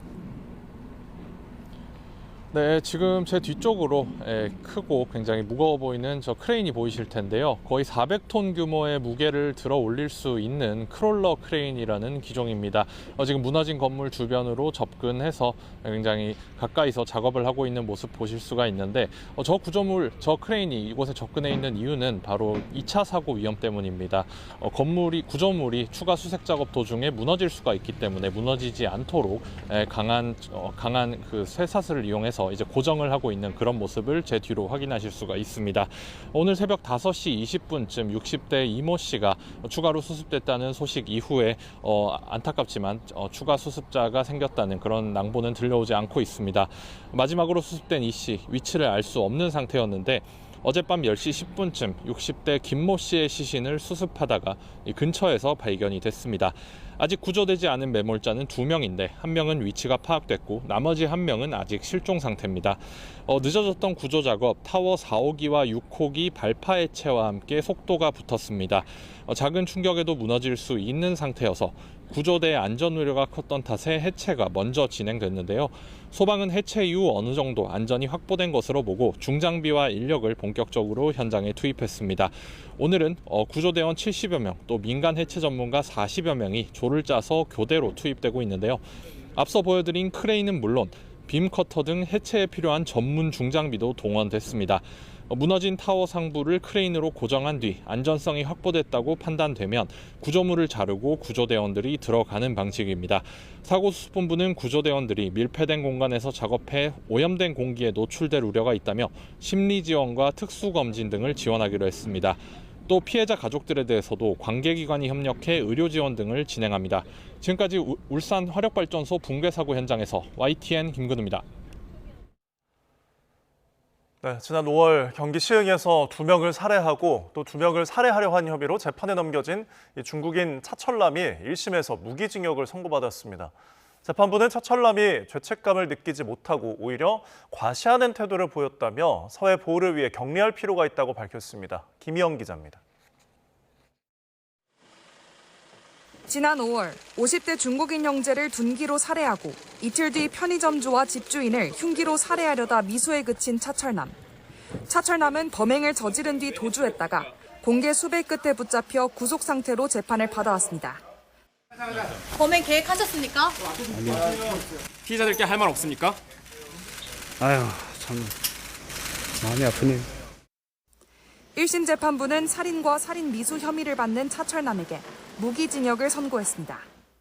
재판부는 차철남의 범행으로 2명이 무고하게 희생됐고 2명은 큰 치료를 받게 됐다며 범행의 결과가 중대하고 심각하다고 질타했습니다. 차철남은 앞선 재판에서 살인 혐의는 인정하면서도 살인 미수 혐의에 대해서는 우발적 범행이었다고 주장했는데 재판부는 차철남이 치밀하게 범행을 계획하고 준비했다며 살인 미수 피해자에 대해서도 아무도 없을 때를 기다려 계획적으로 범행을 저질렀다고 봤습니다. 또 차철남이 합의에 의미가 있겠느냐고 진술하는 등 죄책감을 느끼지 못하고 오히려 과시하는 태도를 보였다면서 피해자와 유족에게 용서받지 못했다고 지적했습니다. 그러면서 재범 위험으로부터 사회를 보호하기 위해 격리할 필요가 있다며 무기징역을 선고했습니다.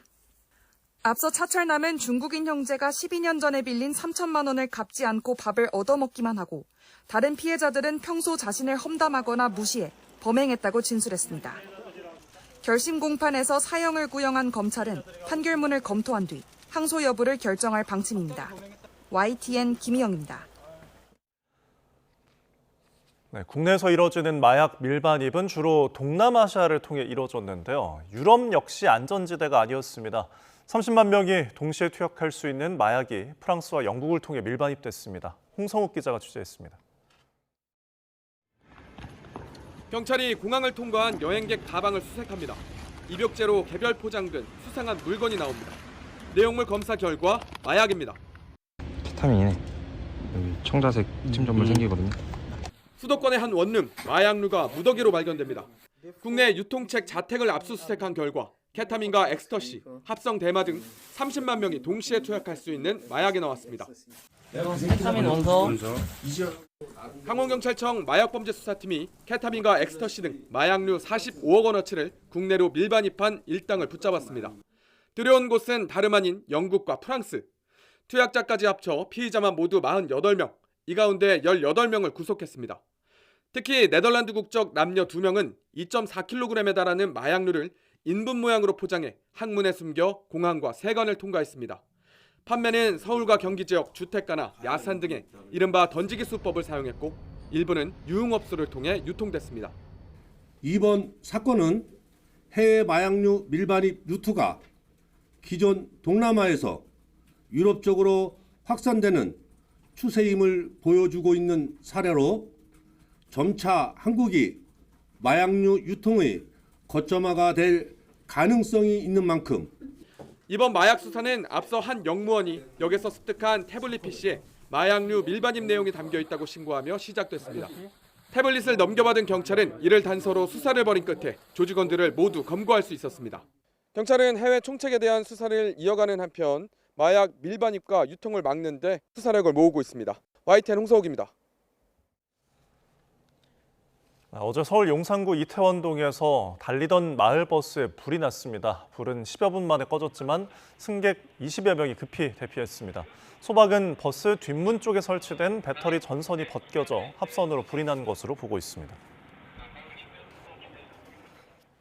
다단계 방식으로 의료기관에 환자를 알선하고 진료비의 일부를 리베이트로 받아 챙긴 일당과 이들에게 대가를 주고 환자를 소개받은 의료기관 관계자 등 70여 명이 적발됐습니다.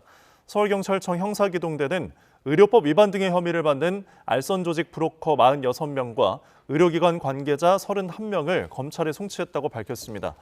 이 알선조직 브로커들은 전국 20개 의료기관에 환자를 소개하고 진료비 137억 원 가운데 36억 원을 리베이트로 받아 챙긴 혐의를 받고 있습니다.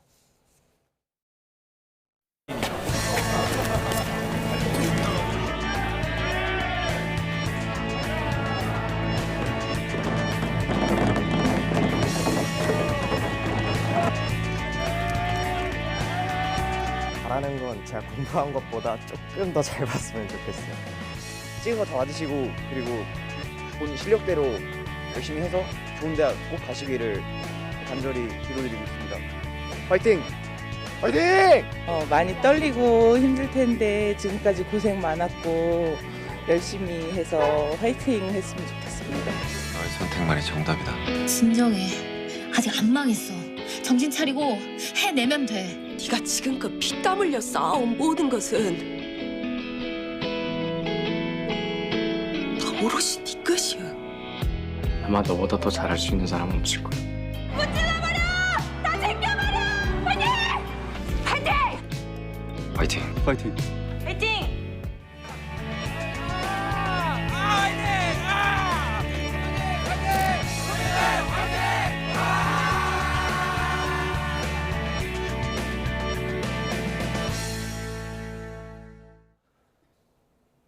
네, 2026학년도 대학 수학 능력 시험이 드디어 내일 치러집니다. 이 결전의 날을 하루 앞두고 수험표를 받아든 수험생들은 긴장과 설렘 속에 디데이를 준비했습니다. 권민석 기자입니다.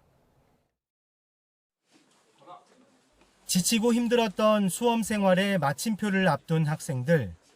시험 주의사항을 새겨듣고 수험표를 확인하며 최선의 결과를 기대해 봅니다. 새로운 시작을 위한 과정이라고 생각하고 항상 과정이 결과보다 더 중요하다고 생각을 했기 때문에 저의 새로운 출발을 위한 과정에 최선을 다해서 임하도록 하겠습니다. 한 개든 두 개든 세 개든 여러 개든 찍으면은 찍는 번호대로 다 맞을 거니까요. 크게 걱정 안 했으면 좋겠습니다. 장한 뜻을 품고 나선 선배들을 격려하는 경쾌한 북소리가 부담감을 잊게 합니다. 지금까지 노력이 합격의 결실로 돌아올 것을 믿어 의심치 않습니다. 너무 힘들어가지고 막 코피 터지고 막 요로결석 걸리고 막 이랬거든요.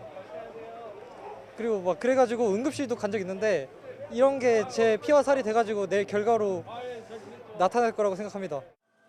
수능 하루 전날 수험생들은 시험 장소도 미리 방문해 고사장을 살펴보며 마지막 준비를 마쳤습니다. 시험장에 갈 땐 수험표와 사진이 있는 신분증을 꼭 챙겨야 하고 모바일 신분증은 인정되지 않습니다. 스마트폰과 태블릿 PC 등 전자기기는 집에 두고 가거나 시험 전에 반드시 감독관에게 제출해야 합니다. 모든 수험생은 필수 과목인 4교시 한국사 시험에 반드시 응시해야 하고 사회, 과학탐구 영역은 본인이 선택한 과목 순서에 맞게 풀어야 합니다. 1교시 응시 여부와 관계없이 수험생은 아침 8시 10분까진 고사장에 입실해야 합니다. 피치 못할 사정으로 늦는 경우 각 지역 경찰 등이 도움을 줄 수 있습니다. 전국 1310개 시험장에서 수능을 보는 응시자는 2007년생 황금돼지띠 고3을 비롯해 55만 4천여 명, 2019년 이후 7년 만에 최다로 더욱 치열한 대입 경쟁이 펼쳐질 예정입니다.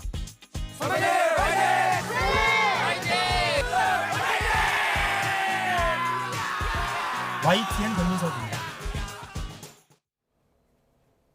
수능 예비 소집일인 오늘과 대학 수학 능력 시험이 치러지는 내일은 대체로 예년 기온을 웃돌며 온화한 날씨가 이어질 전망입니다.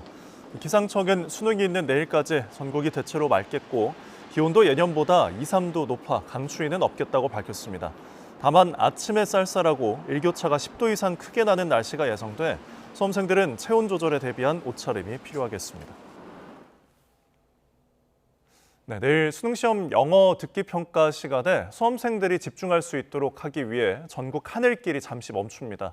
영어 듣기 평가 시간엔 열차도 천천히 운행하고 소음도 최소화됩니다. 최두희 기자입니다. 내일 영어 듣기 평가 전후 5분을 포함한 오후 1시 5분부터 오후 1시 40분까지 35분간 항공기 이착륙이 전면 통제됩니다. 수험생들이 소음 걱정 없이 시험에 집중할 수 있도록 하기 위한 조치입니다. 비상, 긴급 항공기를 제외한 모든 항공기 이륙이 금지되고 비행 중인 항공기는 3km 이상 상공에서 대기해야 합니다. 국제선 65편을 포함해 140편 운항 시간이 조정되는데 드론과 초경량 비행장치 운항도 금지됩니다. 수능시험 당일 항공기를 이용하시는 승객들은 출발 시간을 반드시 확인해 주시고 드론 비행 금지를 비롯한 소음 통제 조치에 적극 협조해 주실 것을 당부드립니다. 철도 운영사인 코레일과 SR도 내일 새벽부터 비상운행 체계에 돌입합니다. 새벽 5시부터 특별수송대책본부를 운영하는 코레일은 첫 열차부터 시험장 입실 시간까지 정시에 운행될 수 있도록 전국 열차를 점검합니다. 기관사들은 영어 듣기 평가 시간대에 천천히 운행하고 경적 사용을 자제하도록 지침을 전달받게 됩니다. 코레일 수송대책본부는 대학별 논술고사를 대비해 오는 30일까지 연장 운영할 예정입니다. SR도 새벽 5시부터 특별수송대책본부를 운영하고 영어 듣기 평가 시간대 동안 열차를 서행 운전해 소음 발생을 방지하기로 했습니다. 이와 함께 SRT 승차권을 미리 구매하지 못했거나 잃어버린 수험생이 수험표를 제시하면 부가 운임 없이 열차를 이용하도록 조치했습니다. YTN 최두입니다.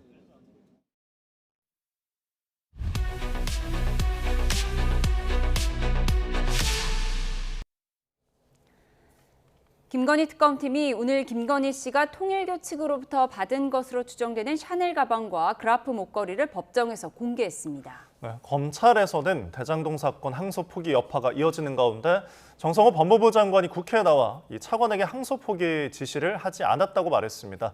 이고은 변호사와 함께 이슈들 짚어보겠습니다. 어서 오십시오. 안녕하세요.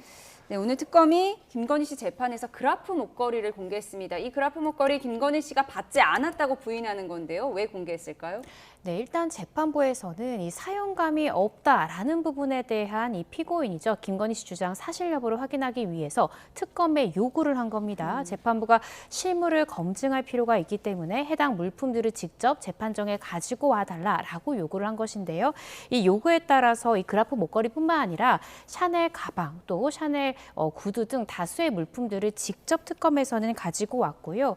실제 판사들이 그 해당 물품들을 보면서 가방이나 신발 내지는 이 목걸이에 사용감이 있는지 실제 검증을 한 그런 상황입니다. 네, 근데 김 씨 측에서 DNA 검증도 요청을 했다고 하는데 그렇다면 이게 실제로 받았는지 그런 여부를 가릴 수가 있을까요? 실질적으로 사용했다면 DNA 흔적이 남아있을 수 있겠죠. 그렇지만 몸에 남은 채취가 목걸이에 남아있기는 사실상 어려울 것 같고요.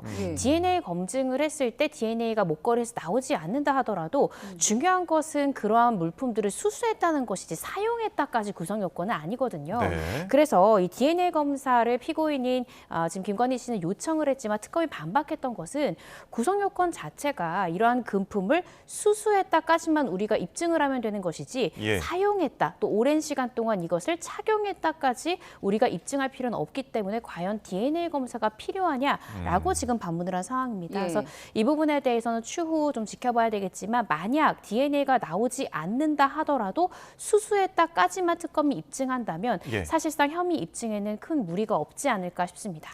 앞서 김건희 씨는 샤넬 가방이나 또 김기현 의원 측으로부터 로저 비비의 가방은 받았다, 이건 인정을 했는데 이 목걸이만큼은, 그라프 목걸이만큼은 DNA 감정을 의뢰할 정도로 극구 부인하고 있거든요. 이건 왜 그런 거죠?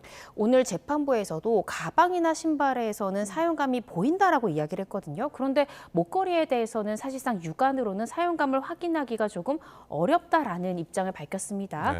아마 착용한 횟수가 얼마 되지 않아서 DNA 검사를 한다 하더라도 실제적으로 DNA가 나오지 않을 가능성이 높다라고 판단했을 수 있고요. 이 샤넬 가방이나 구두보다는 사용감이 현저히 적다라는 것을 김건희 씨가 알고 있기 때문에 이런 부분들에 대해서 이 목걸이에 대한 수수 의혹은 부인하는 것이 아닌가 싶습니다. 네. 그리고 오늘 재판에서 김건희 씨에 대한 보석 신문이 있었는데 보석 신청은 어쨌든 어지럼증이나 뭐 불안 증세가 좀 악화한다, 이런 어떤 일신상의 이유인데 전자장치도 붙이겠다, 휴대전화도 쓰지 않겠다 계속해서 이렇게 주장을 하고 있습니다. 이런 것들이 보석 판단에 좀 영향을 미칠까요? 사실상 이것은 보석을 인용하면서 어떠한 부가조치들을 부여할까인데요. 이것은 피고인이 요청하지 않는다 하더라도 재판부에서 충분히 사안에 따라서 부착할 수 있는 부가처분이다라고 생각하시면 될 것 같습니다.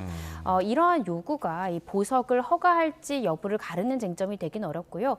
다만 피고인 스스로 이렇게 여러 가지 부가조건을 부과한다 하더라도 나는 그것을 수용할 것이고 적극적으로 재판부의 이런 부가처분을 이행하겠다라는 의지의 표현이다 정도로 보면 될 것 같고요. 보석 인용 여부는 그보다는 현재 시점에서 보석을 과연 인용하는 것이 상당한가에 대한 재판부의 판단, 그것이 가장 중요할 것 같습니다. 그러니까 보석 신문 당일, 그러니까 재판부가 김건희 씨를 풀어줄지 여부를 판단하는 당일에 이렇게 그라프 목걸이가 법정에서 공개가 됐다. 이 부분은 어떤 영향을 줄까요? 이 부분에 대해서는 계속해서 김건희 씨가 혐의를 부인하고 있기 때문에요. 사실상 보석이 인용되려면 증거인멸의 우려랄지 도망할 우려가 적어야 됩니다. 그런데 지금 다른 물품들은 최소한도 수수, 그러니까 받았다라는 것은 인정하더라도 목걸이 부분에 대해서 내가 받지 않았다라고 혐의를 부인하기 때문에 이 부분 관련해서는 이 증거를 인멸할 가능성이 높다라고 판단할 수도 있고요. 또 이와 관련해서 지금 증언을 해줄 이 증인들이 현재 불출석하고 있는 이런 상황들이 김건희 씨에게 다소 불리하게 작용할 가능성이 있습니다. 실제로 지금 김건희 씨 같은 경우에는 어지러움이나 불안 증세 등으로 내가 보석이 인용돼야 된다라고 주장하는 반면 이 특검에서는 현재 주요 증인일 수 있는 유경옥 전 행정관 등의 지금 출석이 제대로 이루어지지 않고 있고 실제로 지난 8월에서 10월 동안 유경옥 증인 등이 불출석하고 있고 불출석하는 가운데 지금 피고인과의 지금 접견은 계속해서 이어지고 있다. 따라서 만약에 보석을 인용할 경우 주요 참고인들에 대한 진술을 맞춰보거나 흔들 수 있다라는 인적 증거를 인멸할 가능성이 높다라는 점을 강조하고 있거든요. 그래서 아무래도 재판부에서는 피고인의 건강 상태 그리고 보석을 인용했을 때 증거인멸의 우려를 비교 형량해서 최종적인 판단을 내리지 않을까 싶습니다. 네, 그 결과도 저희가 들어오면 속보로 전해드리겠습니다. 주제를 좀 바꿔보죠. 검찰의 항소 포기와 관련해서 논란이 이어지고 있는데 이를 결정한 이제 노만석 검찰총장 권한대행 휴가를 냈다가 이제 복귀를 했습니다. 근데 그 거치에 대해서 이제 계속해서 고민을 좀 이어가고 있는 것 같은데요. 이 부분을 좀 어떻게 바라보고 계십니까? 네, 쉽사리 거취를 결정하기 좀 어려운 것 같습니다. 사실상 이렇게까지 이것이 논란이 될 것인가를 예상하지 못했었던 것 같은데요. 그런데 검찰 내부의 반발의 기류가 생각보다 크기 때문에 많이 고심을 하지만 일단은 사퇴할 가능성이 상당히 낮아진 것이 아닌가라는 생각이 듭니다. 실제적으로 검찰 내부에서 검사장들도 이 부분에 대한 사퇴 요구를 하고 있지만 평검사까지 지금 공개적으로 이 프로스망을 통해서 이러한 부분 정치적인 결정이 아니냐라는 등의 반발의 목소리가 나오고 있거든요. 네. 그래서 최대한 발언을 좀 아끼고 조심스러운 행보를 이어가는 것이 아닌가 싶습니다. 예, 이렇게 사퇴를 하지 않는다면 검찰총장 대행이 이 국면을 정면 돌파하겠다 이런 의지로 풀이가 되는데 처음에 이 항소에 대해서 좀 신중해야 한다 의견을 처음에 전달한 건 정성호 법무부 장관이고요. 지금 보도 나오는 걸 보면 법무부 차관이 여러 차례 이 검찰총장 대행에게 전화를 했다. 그리고 여러 선택지를 줬는데 사실상 항소를 포기해라 이런 내용이었다는 거예요. 이 부분 어떻게 해석하십니까? 사실 그 부분에 대해서는 현재 이 법무부 차관 측의 의견과는 또 상당히 상충되는 부분이 있거든요. 이 노만석 검찰총장 대행 같은 경우에는 여러 차례 이 차관으로부터 연락이 왔고 여러 가지 옵션을 줬지만 그 옵션들이 모두 다 가리키는 곳은 항소 포기였다는 거죠. 그래서 어쩔 수 없이 그런 것들을 우리가 선택할 수밖에 없었고 나도 개인적으로 힘들었다라는 취지의 이야기를 했다라고 보도가 나오고 있는데 지금 이진수 법무 차관 같은 경우에는 여러 차례 통화한 것이 아니라 한 차례고 또 신중한 그런 판단에 대한 이야기였지 어떠한 수사 지휘권이나 구체적인 내용 내지는 항소 포기에 대한 언급 내지는 어떠한 이 보안 수사권에 대한 이야기 이런 것들은 일절 없었다라고 선을 긋고 있거든요. 네. 누구의 말이 사실일지는 조금 좀 따져봐야 되겠지만 제가 조심스럽게 추측해 보자면 노만석 검찰총장 대행의 말이 사실일 가능성이 높다는 생각이 듭니다. 사실 이러한 이야기를 아무리 검찰 내부에 있는 검사장이랄지 자신이 알고 있는 검사들에게 힘든 신경을 토로하면서 한 이야기일지라 하더라도 이러한 이야기가 자신에게도 상당히 불리하게 작용할 수도 있거든요. 그런데 이런 이야기를 검찰 내부에 했다는 것은 사실일 가능성이 상당히 높다라는 것이고 그리고 항소장을 제출하기 마감 시한까지 사실 항소장을 가지고 이 수사 공판팀 검사들이 이 법원 앞에서 7분 전까지 대기했다는 건 상당히 이례적인 것이거든요. 그리고 항소장을 가지고 있었다는 것은 사실은 검찰 내부까지 모두 결재가 완료됐기 때문에 제출하기만 하면 되는 문서를 가지고 있었다는 것이거든요. 그러면 이 검찰, 최소한도 검찰 내부에서는 항소 제기 쪽으로 이 마지막 날까지 의견이 좁혀졌을 가능성이 상당히 높았을 것 같고 이후에 그 윗선에서 이러한 결정이 틀어졌을 가능성이 저는 높다고 개인적으로 생각을 하기 때문에 실제적으로 이 지금 노만석 검찰총장 대행의 이 최초의 이야기가 사실일 가능성이 높지 않을까라고 개인적으로 추측하고 있습니다. 네. 그럼 일련의 이 상황만 놓고 봤을 때 장관이나 차관, 이제 법무부에서 검찰총장과 이제 연락을 주고받는 상황, 어떤 사안을 두고서 이런 부분은 좀 일반적입니까? 일반적이진 않습니다. 물론 일선 검사들 같은 경우에도 굉장히 중요한 사건, 예를 들어서 언론에 보도가 됐다든지 고위 공직자가 수사를 받거나 재판받는 사건들은 평검사가 사건을 처리한다 하더라도 중요 사건은 대검찰청뿐만 아니라 법무부에도 정보 보고라는 것을 내부적으로 하도록 되어 있습니다. 그런데 이 법무부에서는 구체적인 진행 상황에 대해서 일방적으로 보고를 받는 것이지 그거에 대해서 지시를 하는 것은 굉장히 이례적이거든요. 그리고 구체적 사안에 대해서 결국 지시를 하고자 한다면 검찰총장만을 서면으로 지휘를 해야 되기 때문에 사실 서면 지휘권까지 발동하는 사건은 굉장히 이례적입니다. 따라서 법무부 측에서 검찰총장과 개인적 어떠한 연락을 한다 이런 것은 이례적이다라고 보시는 것이 좀 더 합당하지 않을까 싶습니다. 사실 10개월 후면 검찰청이 공소청으로 바뀔 상황이 되었습니다. 그럼 이를 앞두고 지금 검찰총장 대행은 나는 검찰 조직을 위해서 보안 수사권을 지키기 위해서 이런 결정을 할 수밖에 없었다. 또 이런 내용이 전해지고 있거든요. 이 부분 어떻게 해석하십니까? 사실 그 부분에 대한 사실관계는 제가 조심스럽게 어떤 예측을 내놓기가 굉장히 어려울 것 같습니다. 지금 계속해서 검찰총장 지금 대행 같은 경우에는 내가 검찰 조직을 지키기 위해서 나도 개인적으로 굉장히 힘든 상황이다라고 주변에 토로한다라는 거죠. 그리고 지금 항소 포기 부분에 대해서도 최초의 대검 측의 의견은 그것이 아니었는데 여러 가지의 상황을 고려해서 그렇게 결정할 수밖에 없던 상황에 대해서 토로를 한다는 것인데 그렇다라고 한다면 이 보안 수사권이든지 이러한 부분들을 내가 고려해서 이러한 결정을 내린 것이다라는 일각의 언론 보도도 나오고 있습니다. 사실 여부는 좀 가려봐야 될 것 같고요. 또 설사 구두상 그런 이야기가 오간다고 해서 누구도 보장할 수 없는 것 아닙니까? 이번에 이런 항소 포기 결정을 내린다고 해서 분명히 어떤 조직적으로 이 보안 사건을 주겠다라고 명시적으로 약속한 것도 없는데 이것 때문에 항소 포기를 결정했다라는 것도 또 쉽사리 납득되지 않는 그런 부분이어서요. 이 부분에 대해서는 추후에 만약에 어떤 특검이라든지 여러 수사가 이어진다면 네. 사실관계를 명명백백하게 좀 밝혀야 되는 지점이지 않을까 싶습니다. 네, 의문스러운 지점을 좀 지적해 주셨는데 지금 검찰 내부에서도 반발이 좀 이어지고 있습니다. 일선 검사의 발언 듣고 오시죠. 말도 안 되는 일이 일어났다고 저는 생각합니다. 누워선 안 될 상황에서 누우신 게 문제라고 저는 생각합니다. 원래 이게 선택적 분노다 이러시는데 분노는 시도 때도 없이 검사들이 공개적으로 분노하는 게 오히려 문제가 될 수 있습니다. 당연히 선택적으로 분노를 해야 되고 즉시항고를 굳이 할 필요는 없다고 생각하는 분들은 실익이 없다는 겁니다. 항소 포기는요, 항소 기간 경과하면요, 구제할 방법, 회복할 어떤 방법이 없습니다.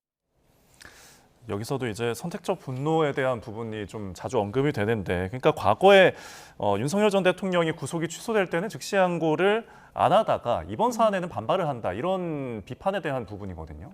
네, 그렇습니다. 아무래도 여당 측에서 그런 이야기가 많이 나오고 있죠. 네. 검사들이 윤석열 전 대통령이 구속 취소 결정됐을 때 그때 이제 검찰총장이 즉시항고를 하지 않았던 부분에 대해서 이렇게까지 어떻게 생각하면 선명하게 반대의 의사를 비췄느냐, 이것은 선택적 분노 아니냐라는 취지의 이야기인데, 저도 사실 그때 당시에 YTN에서 이것은 즉시항고하는 것이 맞다라는 의견을 여러 차례 피력하긴 했습니다. 예. 그렇지만 지금 안미영 검사가 이야기하는 것이 틀린 이야기는 아니거든요. 이 구속 취소 결정에 대해서는 아직까지 현행 형사소송법상 즉시항고할 수 있다라는 규정은 살아 있습니다. 그런데 이러한 구속 취소 결정과 유사한 것이 보석 결정이라든지 구속 집행정지 결정에 대해서도 과거에는 즉시항고에 가능한 이 규정들이 있었거든요. 그런데 이것이 위헌이다라는 헌재의 결정이 있었던 겁니다. 네. 그래서 당시에 심우정 검찰총장 같은 경우에도 이렇게 유사한 제도에 대해서 즉시항고에 대해서 위헌인 결정이 있기 때문에 구속 취소 결정에 대해서도 우리가 즉시항고한다면 이것은 위헌의 소지가 있어서 실익이 없다. 다만 그때 당시에 직위원 재판부에서 판단했던 날이냐 시간이냐 이러한 판단에 대해서는 우리는 분명히 잘못됐다라는 점을 분명히 한다라고 이야기했거든요. 그래서 지금 안미영 검사가 이야기하는 것은 이렇듯 유사한 제도에 대해서 즉시항고가 위헌이다라는 결정도 나왔기 때문에 이 부분에 대해서는 구속 취소 결정에 대한 이 즉시항고 여부에 대해서 검사들 개개인의 의견이 갈릴 여지가 있지만 이번 사안은 그렇지 않다는 거죠. 이 사안에 대해서 항소 포기하는 것이 분명히 틀렸다라고 많은 검사들이 공통적으로 생각하기 때문에 분노할 수밖에 없는 상황이다라고 그 차이점을 정확히 짚은 것 같습니다. 예. 또 일각에서는 이번 사건이 최혜병 사건 수사 외압 의혹과 비슷한 점이 있다, 이런 분석도 나오더라고요. 어떻게 보세요? 그렇게 해석할 여지도 있을 것 같습니다. 일단은 최혜명 사망 사건 관련해서 가장 중요했던 것이 임성근 전 사단장의 혐의를 빼주기 위해서 VIP였던 윤 전 대통령이 경로했고 이로 인해서 수사선상에서 제외시켰던 것이 아니냐. 즉 외부적인 수사 외압으로 혐의를 받고 있는 사람을 부당하게 빼줬던 것이 아니냐라는 의혹과 관련해서 현재 대대적인 특검 수사가 이어지고 있는 거죠. 그러면 이 사안과 어떠한 유사점이 있다라고 지금 보는 것이냐면 결국 이 항소 포기에도 결국 외부적인 외압이 있었던 것이고 이러한 항소 포기라는 검사의 결정이 정치적인 외압으로 인한 결정인 것이다라고 보는 측에서는 이것이 최상병 특검과 어떤 것이 다르냐, 이것은 분명한 문제가 있는 결정이다라는 이야기가 나오고 있는 것입니다. 네, 이런 외압 부분과 관련해서 논란이 되다 보니까 오늘 국회 정성호 법무부 장관 출석해서 이런 이야기를 했습니다. 듣고 오시죠.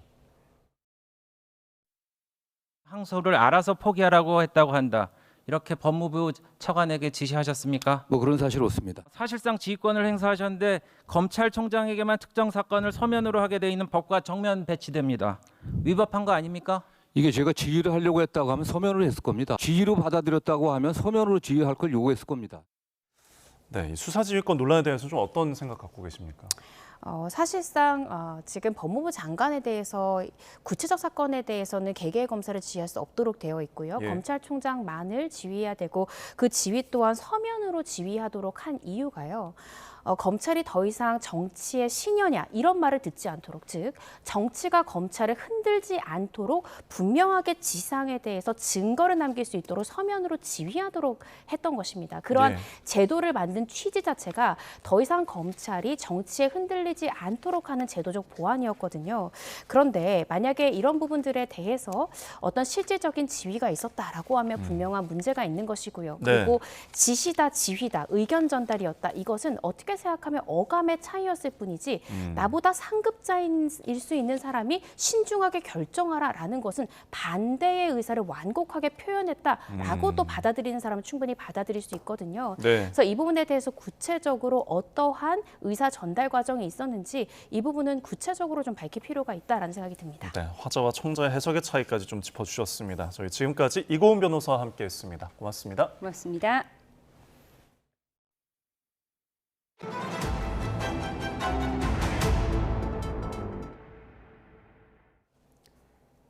네, 조금 전 들어온 속보 전해드리겠습니다. 어도어에서 밝힌 내용인데요. 뉴진스의 혜린과 혜인이 어도어와 함께 활동하기로 했다는 내용이 나왔습니다. 뉴진스 멤버 혜린과 혜인이 어도어와 함께 활동을 이어가겠다는 의사를 밝혀왔다는 속보 전해드립니다. 이 두 멤버는 가족들과 함께 심사숙고하고 어도어와 충분한 논의를 거친 끝에 법원의 판결을 존중하고 전속 계약을 준수하겠다는 결정을 내렸다고 합니다. 어도어는 혜린과 혜인이 원활한 연예 활동을 이어갈 수 있도록 최선을 다하겠다고 밝혔습니다. 또 팬 여러분들의 따뜻한 응원을 부탁드리며 멤버들에 대한 억측은 자제해달라 이렇게 정중히 당부한다고 말했습니다. 자세한 소식은 들어오는 대로 추가로 전해드리도록 하겠습니다. 다음 소식입니다. 중국 가상화폐 여왕으로 불리던 중국 여성이 영국에서 불법 자금 세탁 혐의로 징역 11년형을 선고받았습니다. 압수된 액수가 화제인데요. 비트코인만 6만 1,000개, 우리 돈으로 무려 9조 4천억 원대에 달합니다. 정유신 기자입니다. 고급 주택가에 영국 경찰이 들이닥칩니다. 이어 방문을 부수고 들어가 침대에 누워있던 동양인 여성을 체포합니다. We believe you're Zimin Qian. Okay, you're under arrest. 체포된 여성은 47살의 첸지민 씨. 불법 자금을 세탁한 혐의로 중국 가상화폐 여왕으로 불리던 인물입니다. 중국에서 12만 명에게 비트코인 채굴 투자 명목으로 돈을 빼돌린 뒤 가상화폐를 모은 혐의입니다. 법정에서 유죄를 인정한 첸지민은 징역 11년 8개월을 선고받았습니다. 이 사건이 대서특필된 이유는 따로 있습니다. 영국 당국에 압수된 비트코인만 6만 1,000개, 50억 파운드로 우리 돈으로 9조 4천억 원 가치에 달합니다. 단일 사건으로 영국 역사상 최대 규모입니다. This currently represents the largest confirmed cryptocurrency seizure anywhere in the world and the biggest money laundering investigation in UK investigative history by value. 첸 씨는 동남아를 거쳐 2017년 위조된 서류로 영국에 입국했습니다. 이후 비트코인이 10배 넘게 폭등하면서 세탁한 자금도 구제원대로 불어났습니다. 비트코인을 현금화해 한 달 3천만 원대의 주택에 머물며 명품과 보석으로 호화 생활을 한 것으로 드러났습니다. 결국 런던에서 240억 원대 저택을 매입하려다 자금 출처를 의심한 당국의 추적 끝에 덜미를 잡혔습니다. 현지 언론들은 수천 명에 달하는 중국 피해자들에게 투자한 액수만 돌려줄지 가치 상승을 반영할지 소송이 예상된다고 전했습니다. 범죄 수익인 만큼 남은 돈의 상당 액수는 영국 정부로 귀속될 전망입니다. YTN 정유신입니다.